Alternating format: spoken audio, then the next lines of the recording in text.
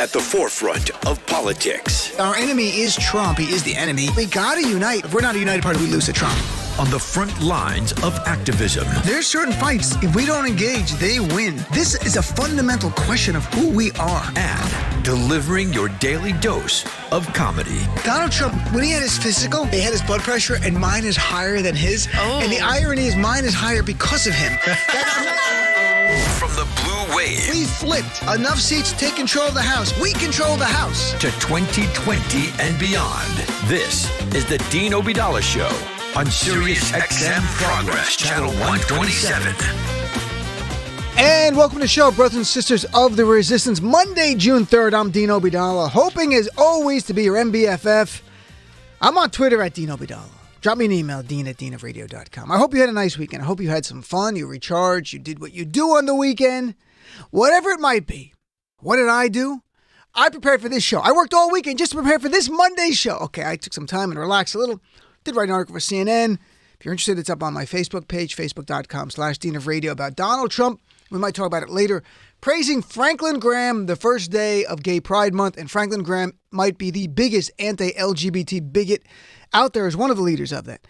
But over the weekend, I watched a great mini-series on Netflix called When They See Us. And it's about the Central Park 5 case, which I'm sure most people don't know about it. You know about it even in just references by Donald Trump to calling for the death penalty for these 5 young African Americans, 4 of them who were minors. And in this, it was not a documentary. It was scripted, but based on the real story. And it was remarkable. It was 4 episodes, 1989, to bring people up to speed. If you don't know what happened, these 5 young kids, 4 were minors. The 5th one had just turned 16, were charged and coerced into giving confessions. They did not commit the crime. There's no dispute they didn't commit the crime, but no one knew it at the time except for these 5 young people and their families. They had a trial. They were convicted. Years later, the person who did the rape of the Central Park jogger admitted to it, and his DNA matched, while their DNA did not match at all. But so be it. The prosecution at the time, the mayor at the time, all of them wanted a conviction, and they did it. What was interesting, though, is in this documentary, they talk about Donald Trump. Not this documentary, I'm sorry. It feels like a documentary. It's not a documentary at all. They talked about Donald Trump because it was supposed to be happening in real time in the 1980s. And the mother's like, this Trump, they show a clip of him, wants my son to die. He's calling for my son to die because Trump put an ad spending $85,000 a time, which is a lot more today, to call for the death penalty of these 5 young kids. Now, at the time, they were just charged. They had not been convicted when Trump called for their death. And since they were exonerated, and clearly exonerated to the point where the city of New York has paid them $40 million collectively for wrongful imprisonment, he still has not apologized whatsoever. But what was remarkable, there was a clip, and I want to play it for you. And I went after the movie, and I looked it up, and I found it on YouTube, where in 1989, Donald Trump was part of a special on race in America for NBC. And he was asked about race and blacks and whites. And this is 1989. And I'm going to play it because it actually informs us a little bit today, all these years later, of Donald Trump in 1989. And listen very closely. He calls black people black. He calls the educated black, just singular. What a weird thing. But he actually talks about, more importantly, that his sense that black people have it better off than white people. And this is back in 1989. So you hear Donald Trump's victimhood. It's already there for us all to hear. And racial victimhood at worst. That somehow it's better to be a young black person than it is to be a young white person in America. And that is the same philosophy today that Donald Trump and many of his base have articulated. So here is clip number 1 from 1989, Donald Trump. A well-educated black has a tremendous advantage over a well-educated white in terms of the job market. And I think sometimes a black may think that they don't really have the advantage or this or that, but in actuality, today, currently, it's a great, I've said on occasion, even about myself, if I was starting off today, I would love to be a well-educated black because I really believe they do have an actual advantage today. That is so insane. And here I want to play Spike Lee responding back in 1989 to Brian Gumbel, who played that clip for him. And here's Spike Lee back in 1989 responding. Clip 2. What's being black in America mean to you? Well, I certainly don't agree with that garbage that Donald Trump said. That if he could be reborn or reincarnated, he want to come back as an educated black. Because we start out, I mean, Brian, I didn't believe he said that. That's crazy. It's laughable. It's insane. For Donald Trump, I want to come back as a black guy because they have more advantages now than white people that have an education. And that's Donald Trump's victimhood, folks. That showed us who he was in 1989. And as it continued through now and is much more at a hyper level when Donald Trump is all about, there's a reason he won't denounce white supremacists because he believes white people are under siege. That's really what he believes. In 1989, you heard him talk about that black people with an education had a bigger advantage than white people. And he would come back as an educated black, as he called it. That's his choice, not a white guy. And of course, that discounts all the other institutional racism against black people. It doesn't matter, Donald Trump. On his face, Donald Trump. And there's a reason why Donald Trump will never say and has never said Black Lives Matter. He will not say Black Lives Matter. In fact, Rudy Giuliani during the campaign not only did not say Black Lives Matter, he went on TV and said Black Lives Matter is inherently racist. That's exact words. It is racist. And he claimed he saved more black lives than Black Lives Matter. So this is who Donald Trump is. The victimhood of Donald Trump didn't start when he ran for office. It didn't start when he got the nomination. It didn't start when he won the election. And I put that in air quotes, with the help of Russia. Donald Trump has long felt that white people are under siege. And you know what? There are people who watch Fox News, despite the fact, back in 1989, I looked up, about 80% of the country was white. And now there were about 75, 74% that are white. Even though 80% of people were white, Donald Trump felt that black people had it a little bit easier than white people. If you're an educated black, as he put it. This plays so well for their base. This is what they believe. You watch Fox News, their currency is victimhood. It's all about we are the victim. We are white. We're 75% of the country, but we are under siege. Again, then they intersect that with Christianity.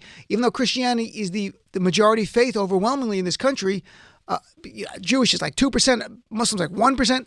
Of the people who actually practice, it's over 70% are Christian. They're under siege in America. Oh, their rights are under siege. LGBT people are taking over our country. Muslims, Jews, whatever, taking over the country. The victimhood is there. That's Trump, folks. He's been a victim since 1989. And I love that movie. I had never seen that clip from in the movie. And again, I can't, if you have Netflix, if you don't borrow a friend's password and watch this 4-episode miniseries, When They See Us, it is riveting. It is painful. It shows you the dark underbelly in New York City, one of the most liberal cities, of hardcore racism, to punish these black kids because it was a white jogger and the pressure on the police, the DA to do something.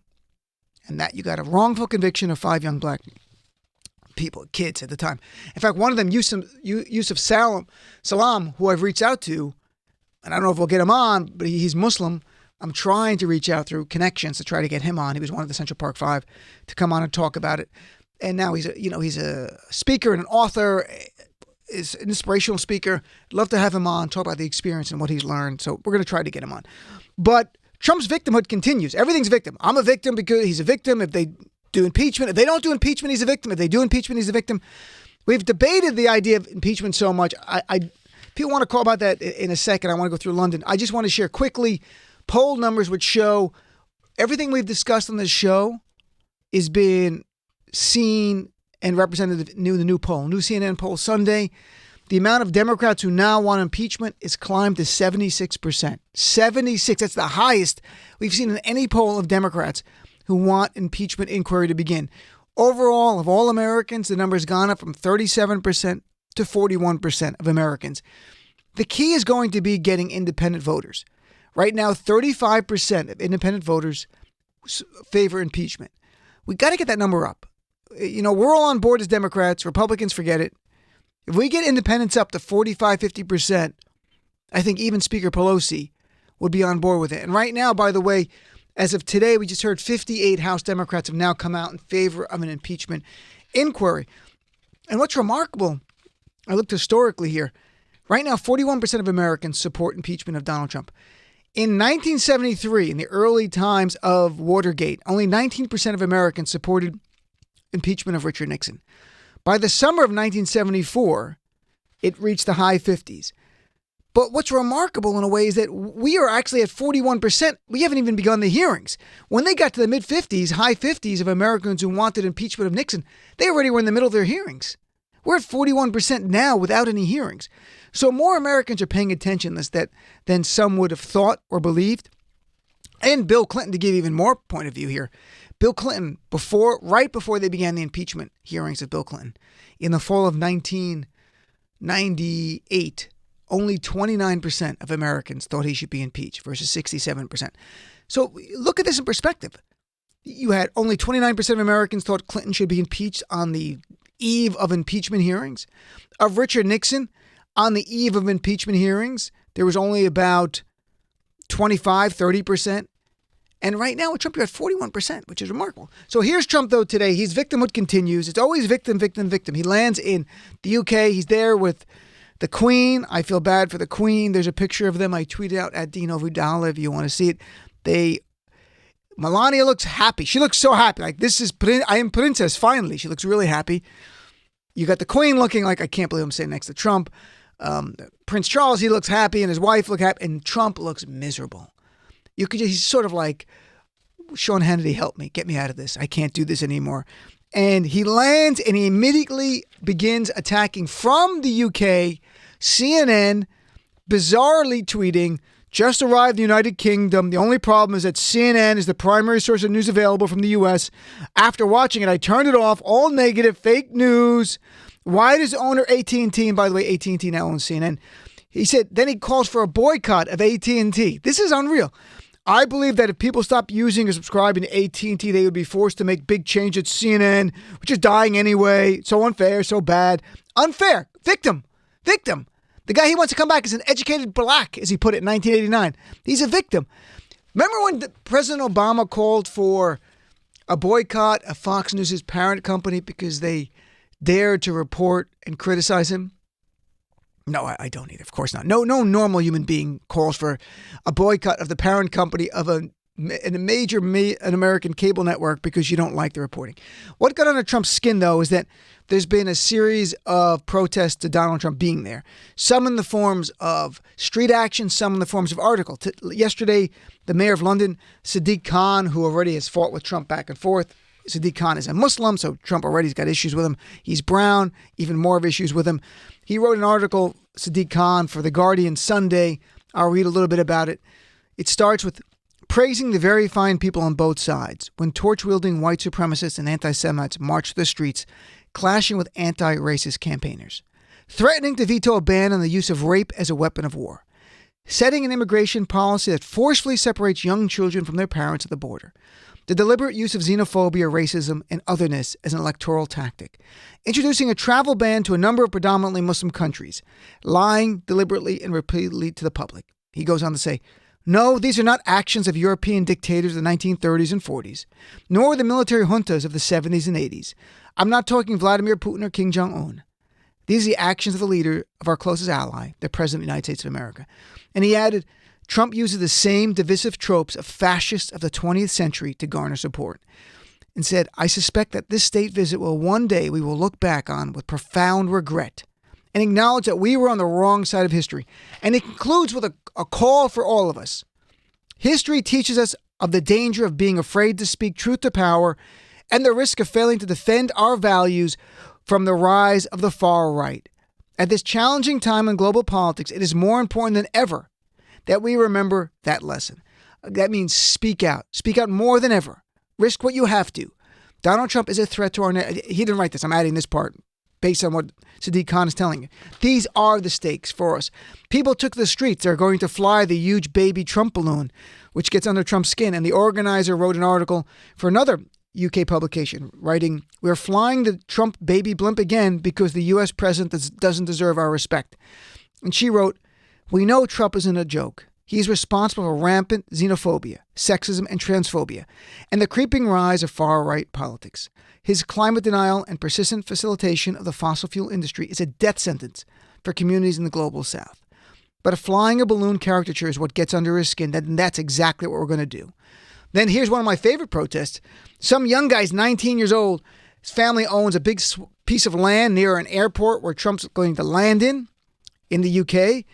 and he mowed using a mower a huge, massive phalanx, which is a big penis, to be simple, with the words, "Climate change is real," into the field. And he said, 19-year-old guy said, "Trump and his denial of climate change are not welcome. I want him to fully be aware of that when he flies in on Monday." And then on Twitter, of course, the reaction was very swift to Trump. People tweeting things like, "Dear UK, we apologize in advance." I tweeted, and it was actually in the Newsweek article, they picked it up. My tweet was, "Dear UK, can you please keep Trump? We will trade you anything you want to do that. Signed, America." And then there's going to be protests. People are protesting Trump. And what does Trump tweet? I'm not even kidding. And this is part of the Stalinist kind of view of don't believe your eyes or ears, only believe what I say. He tweets this afternoon, "Tremendous crowds of well-wishers and people that love our country. Haven't seen any protests yet, but I'm sure the fake news will be working hard to find them." They're everywhere, you moron. They're not praising you. They hate you. Do you think the baby Trump balloon is some kind of honor? He's out of his mind. This is the guy in the White House. But this is what authoritarians and dictators do. They want, and again, it's a minor thing over the weekend. It came out from a prior interview he called Meghan Merkel nasty. He called her nasty interview. He goes, "I never said that."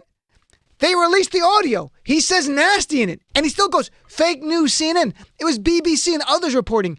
Trump continually demands, like authoritarians, do not believe your eyes. Do not believe your ears. Only believe me.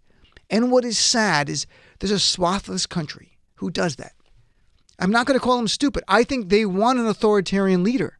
It's just the way they're wired. We're not as progressives. We don't want that. We don't want someone making decisions for us. We believe in our Constitution. They will give it up to feel safe and secure. And that's psychological. It's not Democrat, Republican. There are some Democrats who like Trump. And studies have shown they want an authoritarian leader. Somebody who's going to make the tough calls. They don't have to worry about it. Like, well, it's for the best. I trust this person. That's what happens in other countries when authoritarians come to rise in power in democracies. So that's where we are, my friend. We don't know how many protests are going to come out this time. Last time Trump went to the UK, 250,000 people took to the streets in the UK. It just shows you how much more they take to the streets in Europe than we do in the United States of America. And I don't know why. I don't know why in America we don't get worked up more about Trump and impeachment and the key issues that we talk about here and we're so passionate about. They go to the street. 250,000 people went to protest Trump last time. Imagine if every city Trump went to, 50,000 people went out to protest against him. You think Trump would be going to his little rallies of 5,000 people if every time the press is about the 25,000 who came out to oppose him? And I know there are countless in all these cities, but we don't come out. I don't know why we don't come out. I don't know why. I've had people call, we should be in the streets about impeachment. They're right. But none of us are setting it up, and I don't know why. I don't know why in Europe there's so much more street action oriented and we are not. So let's talk about, well, how do you think Trump's going to embarrass over the next few days in the UK? And what did you make of Donald Trump saying that he is the victim? It's unreal. So we got a lot of guests tonight. Well, one we might lose. Congresswoman Mikey Sherrill is on the floor of the House and may not join us May in the next hour. We've got a lot of great guests coming on. John Delaney in a little bit is going to come on. 2020 candidate. He's been on a lot before. You may have seen he was in California speaking at their convention. He got booed. And then AOC called for him to drop out of the race because he won't embrace Medicare for all. I like AOC a lot. I don't agree with that tweet. So we're going to have John on to talk about his response to what it was like to get booed from the California Democrats, which is not fun. I've been booed as a comedian. Usually when you piss people off, it's never fun. But more importantly, the idea of what is his health care plan and why he does not embrace Medicare for all. And I think Democrats, we should hear each other out. You choose who you want. You want Medicare for all? I do too. But I want a plan that actually works, whatever it might be. We can call it Medicare for all. We can call it universal health care. I just believe health care should be a right in this country like it is in every other industrialized nation. So let's take a break, come back. I want to hear from you.